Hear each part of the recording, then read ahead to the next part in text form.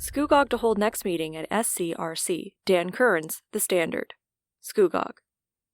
In anticipation of big crowds, the Township of Scugog is moving their next Planning and Community Affairs meeting to the Scugog Community Recreation Center. The change was announced at a meeting on Monday, September 9th.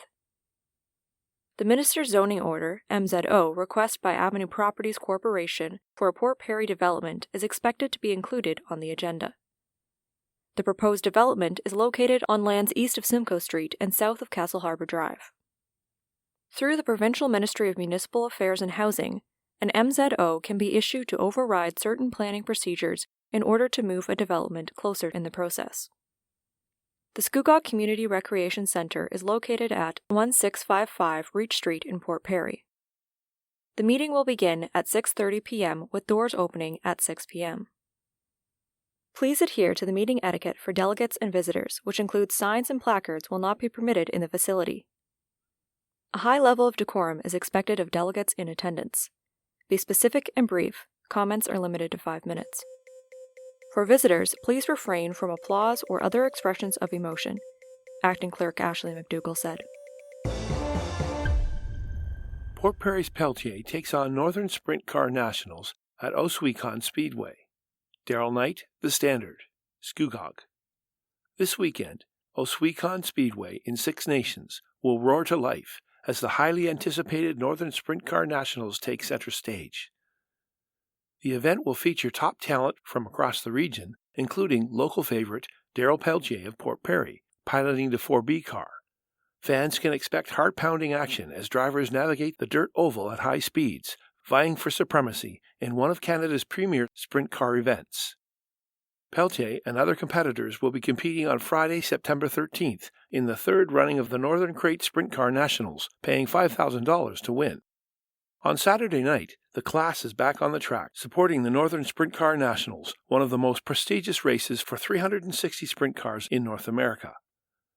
For those unfamiliar, sprint cars are high-powered open-wheel race cars, known for their lightweight and extreme speed. Equipped with powerful engines which can exceed 700 horsepower, these machines can reach speeds of over 120 miles per hour on short tracks. Sprint cars are easily identifiable by their massive wings, which provide downforce, helping drivers maintain control around sharp dirt track turns. The Crate Sprint car uses the GM 602 Crate engine, roaring to life with around 400 horsepower. Racing since the summer of 2020, the driver known as Four-Barrel Daryl has become a track favorite at Oswecon. Faced with a steep learning curve among some very accomplished competitors, he has continually risen in the ranks, posting several top 5 finishes at Oswecon and other tracks, including Brighton, Merrittville, and Humberstone Speedway. While he grew up at the track, attending races as a fan before he could walk, Peltier has taken an unconventional path to the Crate Sprint car class. He jumped right into the fray instead of climbing up the ranks through go-karts or a mini-stock class, which use 4-cylinder cars such as Honda Civics or Pontiac Sunfires. I didn't grow up in racing. I did the Soapbox Derby in Greenbank, where I grew up, and some demolition derbies. I was already 30 years old before I could buy my first race car, explained Peltier. So I didn't have time to mess around in other classes. I always wanted to race sprint cars, and jumped in head first. Like many short-track racers, the efforts of the 4B team is focused on family, with Daryl's wife and infant son, as well as his parents and a dedicated crew joining him on race days. My grandpa, in particular, was a big inspiration, said Peltier. One of his favorite sayings was, "You can't put a price on a good time." He lent me the first $10,000 towards the car, since we bought it over Christmas holidays in 2019 and got cash out of the bank. So that saying is on the dash, so he can always be riding with me. The Northern Sprint Car Nationals is a must-see event for racing enthusiasts and newcomers alike, offering an electrifying atmosphere and a glimpse into the intense world of sprint car racing. Local fans not making the trip to the track can follow all the action on YouTube through the G-Force TV channel. With competitors far and wide, the battle for the top spot will be fierce, making it a weekend full of thrills at Oswecon Speedway. Ontario Premier confirms no provincial election will be held this year. Dan Kearns, The Standard. Durham-Kawartha Lakes. There won't be a provincial election in 2024, but a 2025 provincial election has yet to be ruled out. At a press conference on Tuesday, September 3rd, Ontario Premier Doug Ford was asked about the possibility of an autumn provincial election. "We aren't having an election this year, so we're going to make sure we continue to focus on what the people of Ontario need," Premier Ford said. He affirmed, "Good jobs, good health care, good education, and good infrastructure are focuses for the government moving forward." However, Premier Ford has given his MPPs and cabinet ministers a deadline in December to decide if they plan to run for re-election or not. "You always have to be prepared. That's what it comes down to. No matter which way you look at it, we're never too far from an election, no matter if it's next year or the following year. We have to know where we're moving and going and make sure we have good candidates," the Premier explained. DDSB trustees discuss concerns on new electronic participation regulations. Dan Kearns, The Standard, Durham. Durham District School Board, DDSB, is looking for the Ontario Public School Boards Association, OPSBA, to bring their concerns to the Ontario Ministry of Education about changes made to regulations on virtual attendance. At a board meeting on Tuesday, September 3rd, trustees saw amendments to school board bylaws sent from the Ministry of Education on trustees' electronic participation in board meetings.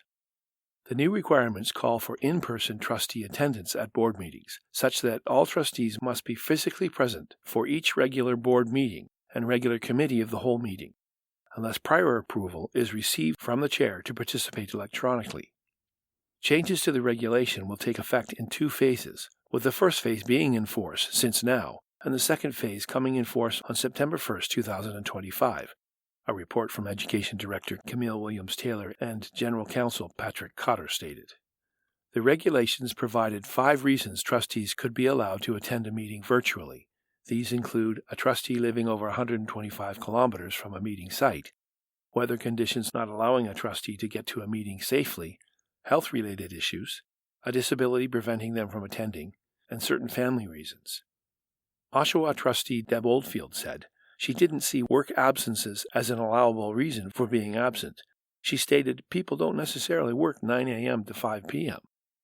Ajax trustee Donna Edwards took issue with the timing of the new regulations being put in place.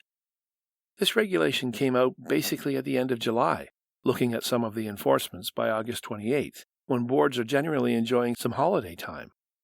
It was really upsetting to see this regulation and what they required boards to do. I can honestly say not all boards were able to make the changes by the August deadline. The ministry seems to be forgetting this is a part-time job, and last-minute changes to regulations and expecting boards to comply is really unprofessional. Another Ajax trustee, Kelly Miller, explained unreliable transit in Durham region could have an impact as well. We should not be looking towards barriers to serve well and do our duty. These exemptions should consider participation in an appropriate way, she added. Oshawa trustee Shawnee Pinella said her concern is about barriers being put up for people who wish to run as a trustee in future elections. Life is unpredictable and pulls us in many directions. As we saw when COVID-19 hit, the world did not stop.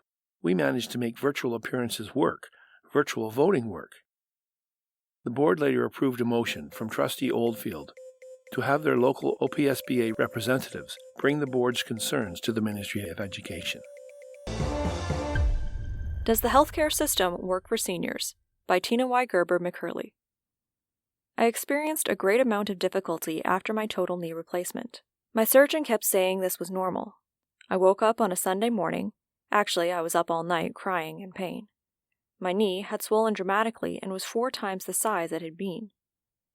Other areas of my body had swollen, and so I was unable to move my fingers, hands, and elbows. My hubby was able to dress my lower body because I could not, and he called 911. At 65 years young, I had never called 911 for help. However, I had called many times for my husband, family members, and patients when I was working in home support. They say, if it is life-threatening, don't hesitate to call. If you experience an emergency, timing is critical in any medical situation. Staff are also reminded to call an ambulance for other medical emergencies, such as chest pain or chest tightness, sudden numbness or paralysis of the face, arm or leg, difficulty breathing, serious accidents or trauma, extreme pain, large burns, severe bleeding, and/or unconsciousness. Ontario's emergency health service system is made up of medical services, ambulance communication services, and base hospital programs which support paramedics and the ambulance service. All these emergency health services work together to provide timely pre-hospital care to all Ontarians. When the ambulance drivers arrived, I was crying hysterically and explained about my total knee replacement, showed them my knees, hands, and fingers and elbows, which I could not move. My hubby had taken pictures of this swelling. Just for the record, after a knee replacement, you are not allowed to drive for 6 weeks, and my hubby does not drive, so we were very stuck. I could not understand why this attendant was giving me a hard time, and why he hesitated, wondering why I needed or wanted to go to the hospital. I told him he was being rough. He said, "You called me, remember?" What has happened to empathy, compassion, or understanding? I then responded with, "Well, I guess I will stay home," as I was in shock. It wasn't until he took my temperature I was finally whisked off to Uxbridge Cottage Hospital. I felt very vulnerable, being totally dependent on others to care for me. So, what happens when seniors don't have an advocate? The blessing I received was having 2 great doctors who treated me at Uxbridge Cottage Hospital with compassion, understanding, tolerance, and patience, Dr. Hung and Dr. Jennifer Wilson. They thought I might have sepsis and a viral infection. You can die from sepsis within 12 hours if not treated immediately. The doctors gave me a follow-up appointment with Markham Stouffville Hospital. Even though I was treated with medication, I was still having difficulties, but the improvement after taking medications was 100% better by Sunday evening, then another 100% better by Monday morning. I got a call at 2:55 a.m. Monday morning to come back to the hospital for follow-up because my white blood count was very high. Thank goodness my daughter was able to drive me. As I write this, the swelling has returned to my hands and fingers. Consequently, I am once again awake every night with pain for hours. More and more seniors are now living alone. Many seniors 65 and over need help with everyday tasks as they cannot carry out these activities on their own. Activities such as bathing, dressing, medications, and making meals. What are some simple steps which can help seniors navigate the healthcare system? It's important all seniors keep up with preventative care, such as health screenings and regular checkups. Bring a friend or family member to appointments as an advocate.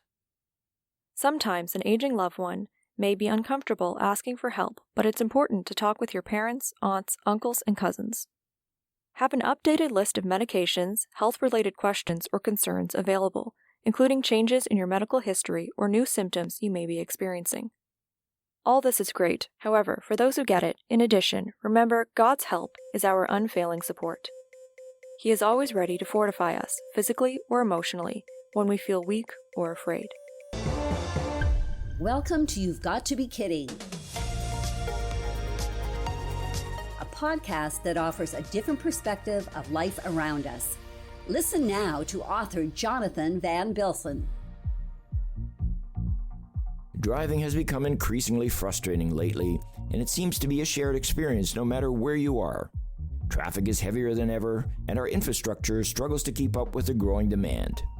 Maintaining roads and highways is not cheap, and with resistance to paying more taxes, improvements seem slow. These, however, are challenges I can accept as part of the reality we face. What really frustrates me are the careless actions of certain drivers. Carpooling may not be feasible for everyone, but I wonder how many people genuinely try to make it work. It's disheartening to see so many single-occupant vehicles on the road contributing to the congestion. One behavior that particularly gets me is when drivers in a lane that is clearly ending speed up to cut in front of others in the last minute. It's infuriating and unnecessary, and they rarely end up any further ahead. This kind of selfishness puts everyone at risk and adds to the chaos. Another annoyance is drivers who zoom past me even when I'm already going over the speed limit, only to find them waiting at the next traffic light. It baffles me how little regard some have for the safety of others, prioritizing their need to get ahead by a few seconds over the well-being of everyone on the road. Gridlock is another issue that is particularly problematic in urban areas. How hard is it to wait until the intersection clears before pulling ahead? Just because the light turns green doesn't mean you should proceed if there are cars in front of you that are stuck. Yet so many people seem to ignore the simple rule, creating unnecessary delays for everyone. Pedestrians are not without fault either. I often see people eyeing the countdown timers at crosswalks and deciding they can sprint across before the time runs out. It's reckless and creates avoidable hazards for both themselves and drivers. Let us not forget cyclists. As someone who enjoys cycling myself, it frustrates me when riders take up an entire lane by traveling side by side in large groups. Both drivers and cyclists need to respect the designated bike lanes and the rules of the road. The reality is that traffic is not going to improve anytime soon. So the best we can do is allow ourselves extra time, stay calm, and maybe listen to these articles on your favorite podcast channel. I'm Jonathan van Bilsen, and this is You've Got to Be Kidding. You've Got to Be Kidding was presented by X4 Media with permission from the Standard Media Group. We endeavor to make all information contained in this program as accurate as possible at production time. X4 Media and the Standard Media Group are not responsible for any liabilities resulting from information contained in this program. For more information, please visit x4media.ca.